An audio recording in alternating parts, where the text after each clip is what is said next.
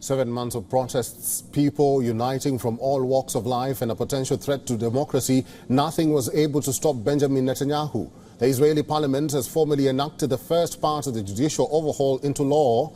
Since the opposition boycotted the vote, the board said 64 in favor and 0 against. Right after the results, Justice Minister climbed to the parliamentary podium to give a victory speech. Yariv Levin is widely seen as the mastermind behind the reforms. He claims that these changes will fix the justice system. Even before the voting started, protesters had camped outside the parliament. First, they vowed to not only allow members of parliament to enter the building, but after the voting started, they promised to stay put unless the bill is scrapped, which is highly likely now.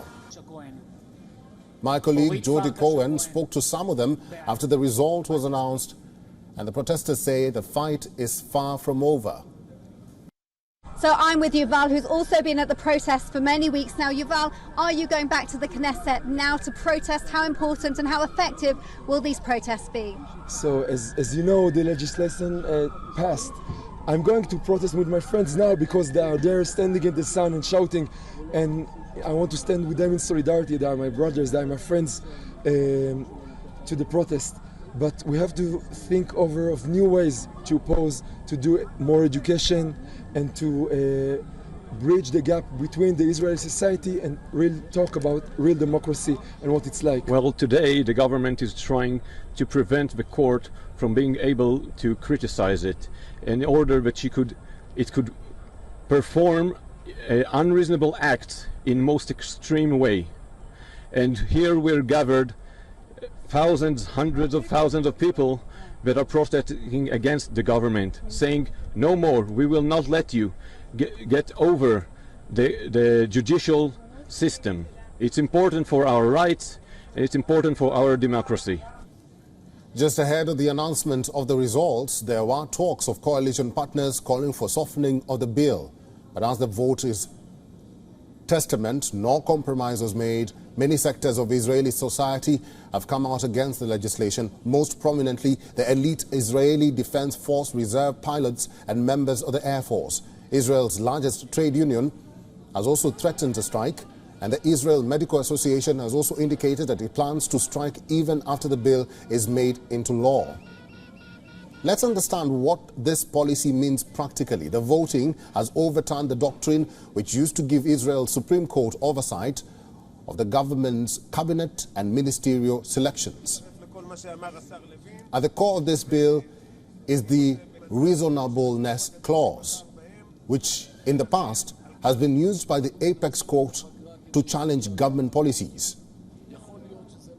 They might see it as illegal, wasteful, fraudulent, or even undemocratic.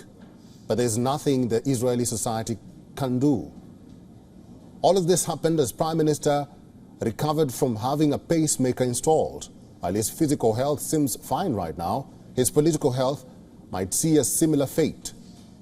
Benjamin Netanyahu is on trial for fraud, breach of trust, and accepting bribes, something that could possibly land him behind bars. So many see his judicial push as a blow to the system of checks and balances. Mohammed Al-Qasim is a senior journalist based in Jerusalem. He's now joining us live for an update on what happened today in the Knesset. Al-Qasim, welcome to the program. I'll begin by asking you, why do these changes matter? Well, they matter more for the Prime Minister Benjamin Netanyahu and his right-wing hardline coalition.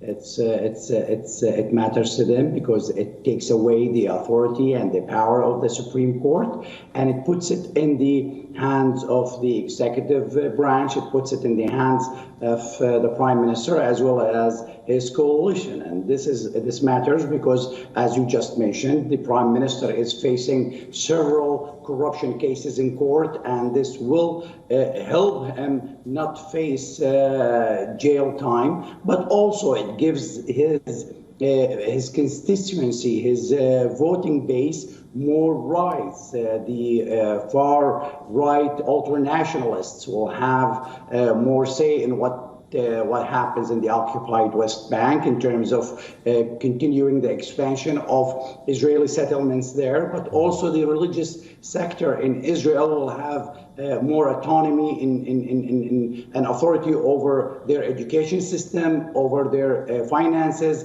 and more. So this is something that will really weaken the Supreme Court here in Israel, takes away its ability to look at the decisions that are made by the executive branch, by the ministers, in terms of how reasonable are these laws once they are approved in the Knesset or the parliament, and they may strike them down. Now this has been taken away, and in fact, the executive branch or the coalition will become also the judicial system, so to speak. They will be the one deciding how reasonable these decisions that they're making for them to approve and go forward with it. Maud, now that you've mentioned it, I want you to briefly explain to us and our viewers the reasonableness doctrine and the bone of contention with that bill. Israel doesn't have a constitution. They have quasi-constitution or basic laws that it lives by. And since its founding, it's never had a constitution. And these basic laws that Israel lives by, it's what the Israeli society says it makes up the democracy here in Israel.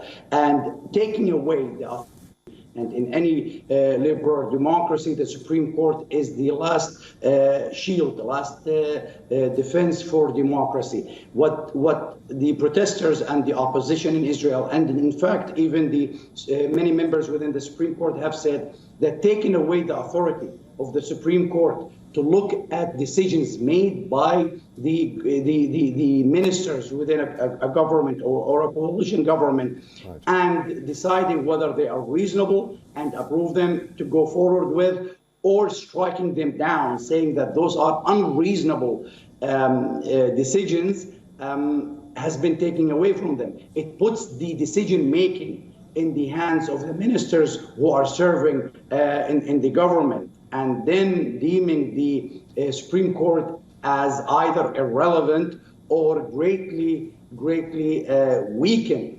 making the checks and balances within the government, the judicial branch, the executive branch, and the legislative branch, mainly in the executive branch and in a parliamentary system also in the legislative branch. Here in Israel, whomever has the majority in the parliament is also controlling the government, and then the decision making will be centered, the power will be centered in these two entities, leaving the Supreme Court kind of out of the governing part in Israel.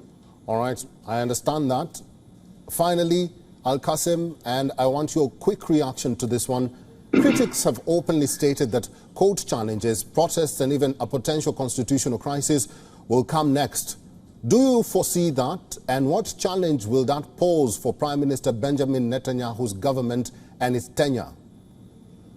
A great challenge because the image of Israel has been shaken internationally and even domestically. There will be moves to go to the Supreme Court as soon as tomorrow morning. There is an NGO, a group, the movement for quality government is planning on taking